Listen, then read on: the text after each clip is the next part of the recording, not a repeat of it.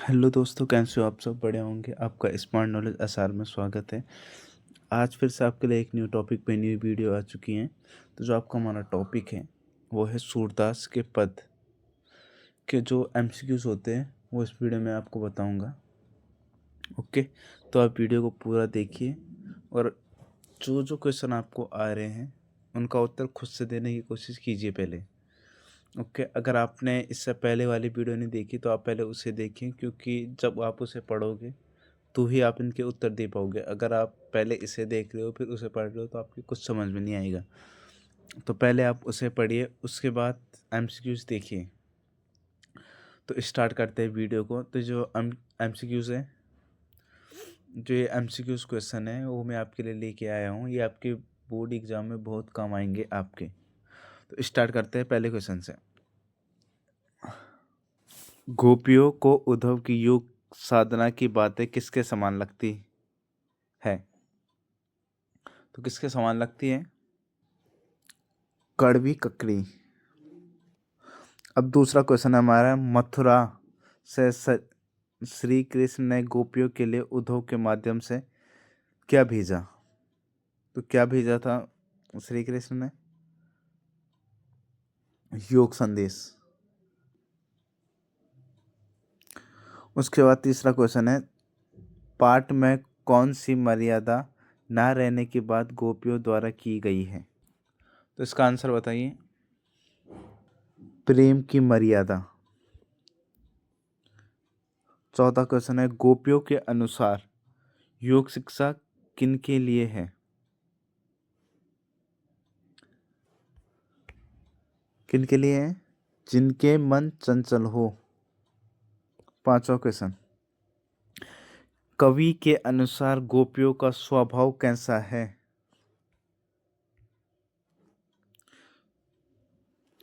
तो कवि के अनुसार गोपियों का स्वभाव कैसा है?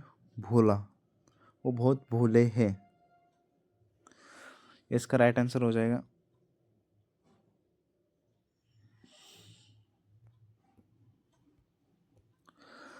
गोपियों को अकेला छोड़कर कृष्ण कहाँ चले गए?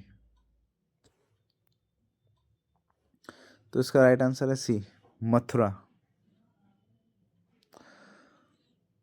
कृष्ण का योग संदेश लेकर कौन आए थे?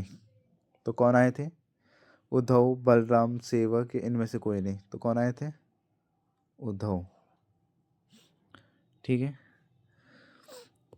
उद्धव के व्यवहार की तुलना किसके पत्ते से की गई थी? तो किसके पत्ते से की गई थी? पीपल के, कमल के, केले के या नीम के? तो किससे की गई थी? कमल के पत्ते से। ठीक। उसके बाद है, किसने प्रेम की मर्यादा का उल्लंघन किया था? किसने किया था? गोपियों ने, उद्धव ने, राजा ने या कृष्ण ने? बताइए। तो किया था कृष्ण ने। ठीक है। कृष्ण की संगति में रहकर भी कौन उनके प्रेम से अछूते रहे? ये तो बहुत सरल क्वेश्चन है। अगर आपने एक बार, जो इससे पहले मैंने वीडियो बनाई है जिसमें मैंने पूरे कविता के बारे में बताया है, पद के बारे में बताया है, अगर आपने उसे एक बार पढ़ लिया तो आप जो सारे क्वेश्चन है इसमें सबके उत्तर आप खुद से दे पाओगे। अगर नहीं पढ़ा तो आपको समझ में नहीं आएगा कि किसने दिया था। अब कृष्ण की संगति में रहकर कौन उनके प्रेम से अछूते रहे हैं? तो कौन रहे? उद्धव, गोपिया, राधा या इनमें से कोई नहीं? तो कौन थे? उद्धव, जो उनके साथ रहकर भी उनके प्रेम से अछूते थे। ठीक है। इसके बाद अगला क्वेश्चन देखते हैं, गोपिया किसके प्रेम से आसक्त हो गई है? तो किसके प्रेम से हो गई है? कृष्ण प्रेम से। अगला क्वेश्चन देखते हैं,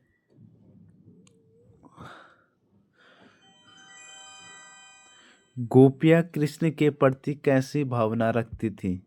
द्वेष की, क्रोध की, प्रेम की या घृणा की? तो कैसी भावना रखते थे? प्रेम की। गोपियां स्वयं को क्या समझती है? तो गोपियां अपने को डरपोक, निर्बल, अबला या सास समझती है। तो अपने को समझती है अबला नारी। ठीक है, अगला क्वेश्चन देखते हैं।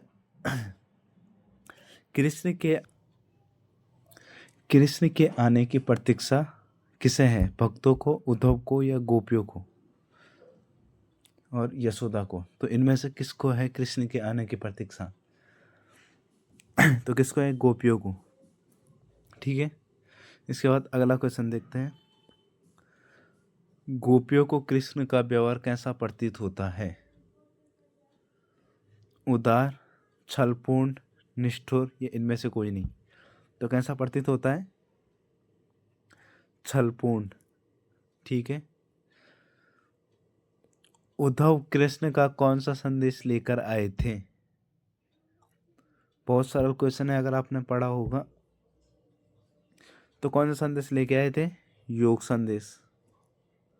उद्धव किसकी संगति में रहकर भी प्रेम से अते रहे हैं? तो उद्धव किसकी संगति में रहकर भी प्रेम से अते रहे हैं? तो किसकी संगति में रहते थे? कृष्ण की, गोपियों की, मित्र की या इनमें से कोई नहीं? तो कृष्ण की। ठीक, अगला क्वेश्चन देखते हैं। इस पाठ को कौन लिखा है? तो किसने लिखा है? सूरदास के पद है। तो सरल क्वेश्चन है, सूरदास। इसके बाद है, गोपियों द्वारा किसे बड़भागी अर्थात भाग्यवान कहा जा रहा है? तो किसे कहा जा रहा है? सिंपल सी बात है, उद्धव को। एक एक क्वेश्चन बहुत सरल है, अगर आपने पढ़ा है तो सब क्वेश्चन इसी से हैं। यह भ्रमर गीत सूरदास के किस ग्रंथ से लिया गया है? इसका भी आपको पता होना चाहिए। तो नल दमयंती, सुरसागर, साहित्य लहरी या घसुर सरावली? तो किससे लिया गया है? सुरसागर। ठीक, अब सूरदास ने किस भाषा में यह भ्रमर गीत लिखा है? तो किस भाषा में लिखा है? ब्रज भाषा, हिंदी भाषा, अवधी या बंगाली? तो ये लिखा है ब्रज भाषा में। ठीक, गोपियों के लिए श्री कृष्ण किसके समान है? गोपियों के लिए श्री कृष्ण किसके समान है? हाँ,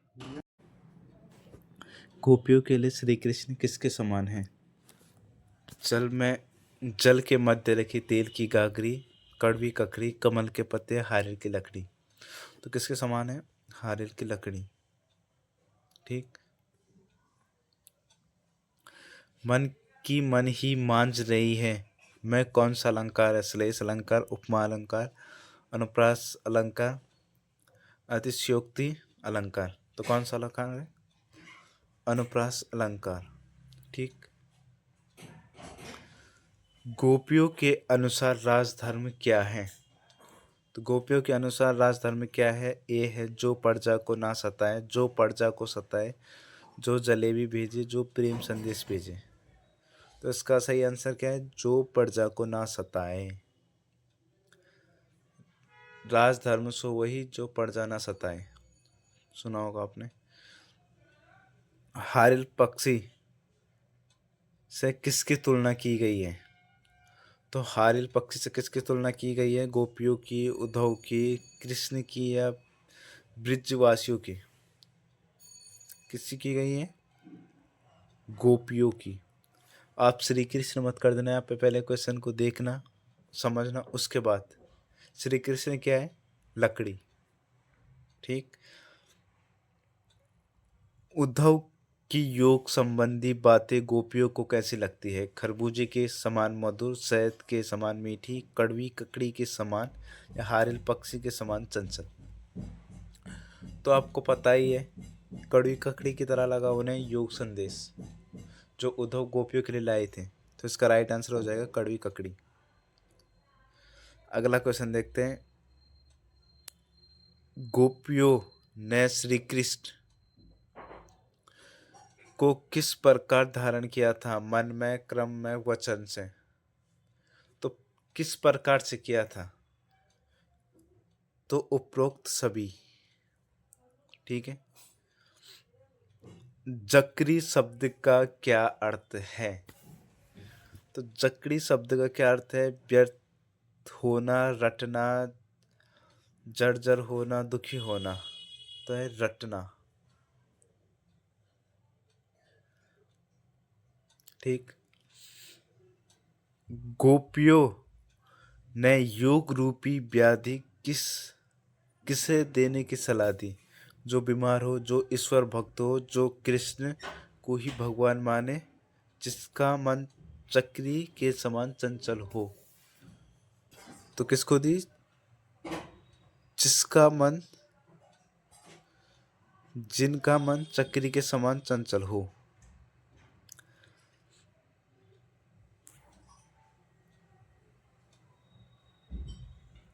ठीक।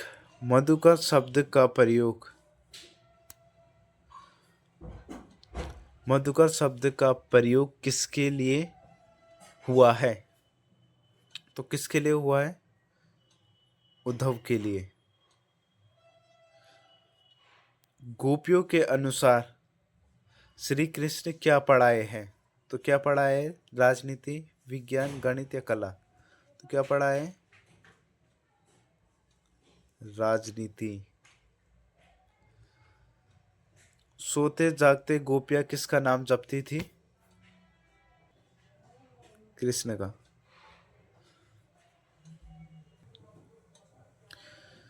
परिति नदी में कौन सा अलंकार है? तो कौन सा अलंकार है? रूपक। बड़भागी का क्या अर्थ है? तो क्या अर्थ है? भाग्यवान।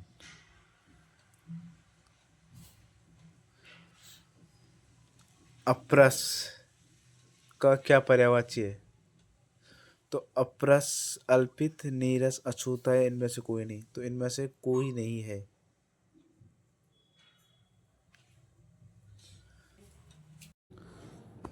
दागी से आप क्या समझते हैं?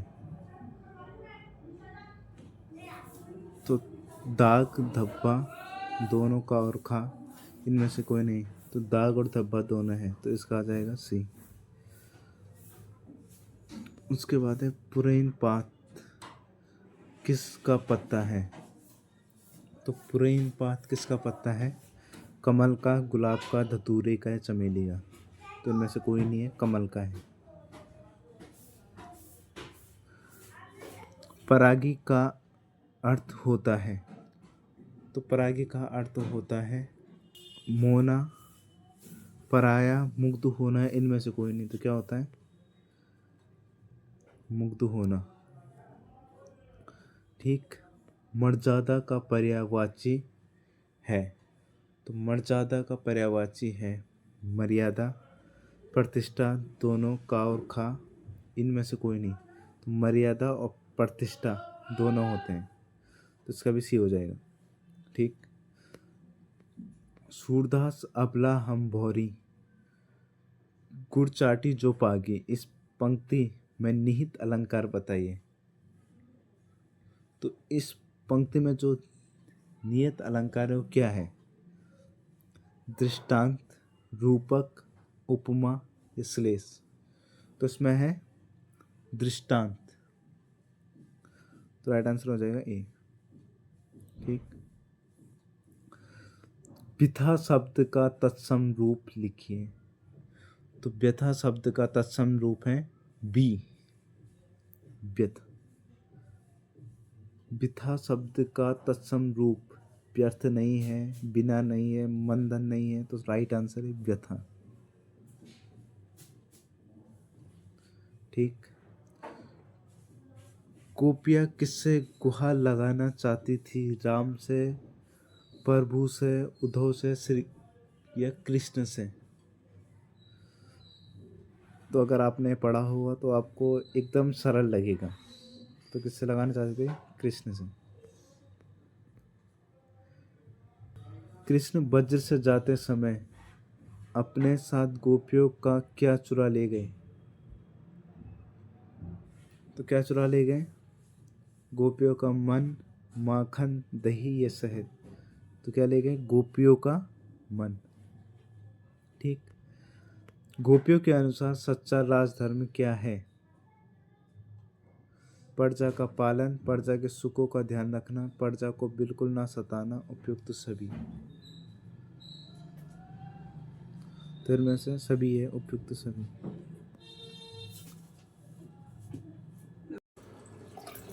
हरी है राजनीति पड़ी आए, चाहे सताए, पद में किस शब्द का प्रयोग हुआ है? अभिधा, लक्षणा, व्यंजना, इनमें से कोई नहीं। तो इसमें हुआ है लक्षण, वो व्यंजना।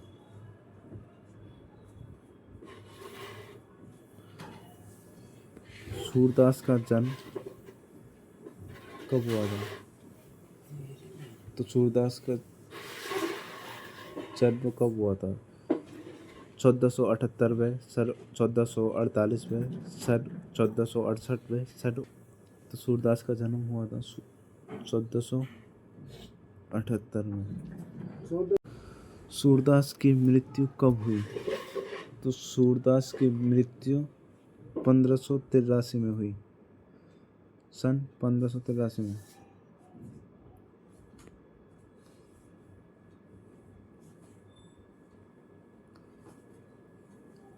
सूरसागर में लगभग कितने पद हैं?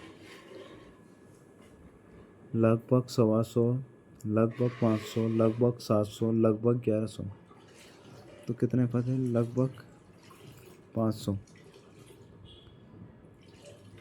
निम्नलिखित में से कौन सी रचना सूरदास की नहीं है? सूरसागर, सुरसरावली, साहित्य लहरी, साहित्य अमृत। तो इसमें से कौन से नहीं है? साहित्य अमृत सूरदास की नहीं है।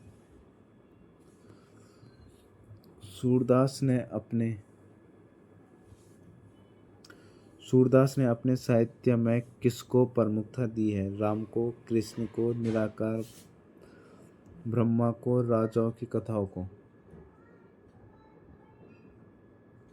तो किसको दिए? कृष्ण को।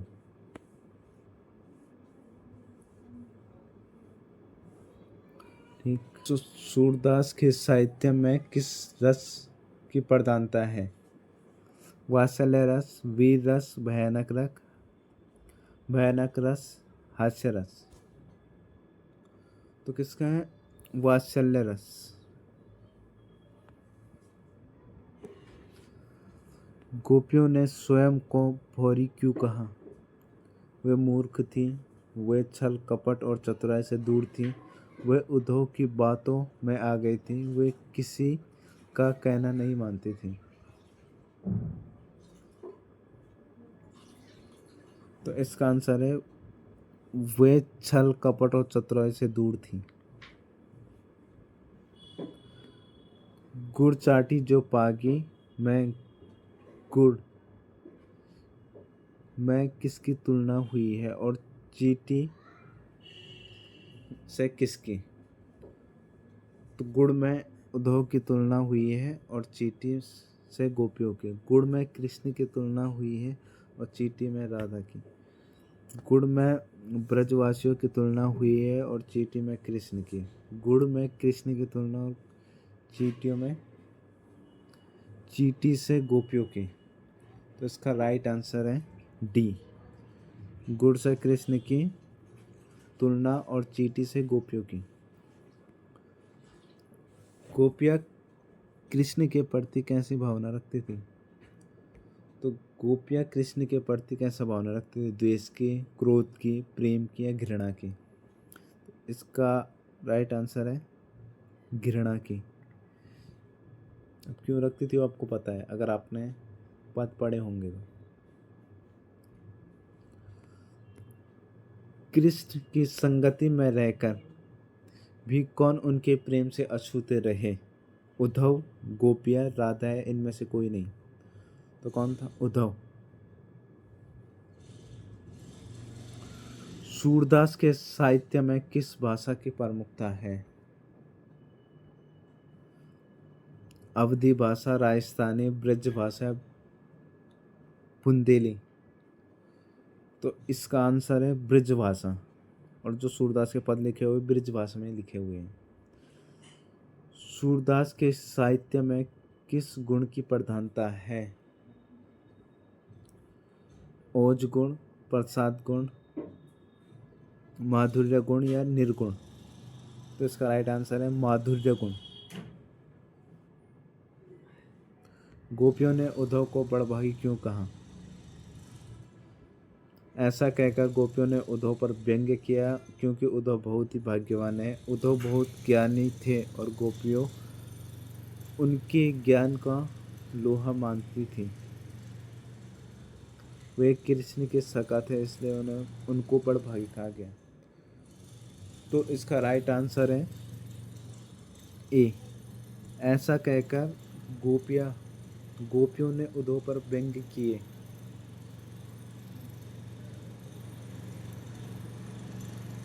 गोपियों ने उद्धव के अनासक्त रहने की तुलना किससे की है? कमल के पत्ते से, तेल की मटकी से, कमल के पत्ते और तेल की मटकी दोनों से, इनमें से कोई नहीं। तो किससे की है? कमल के पत्ते और तेल की मटकी दोनों से।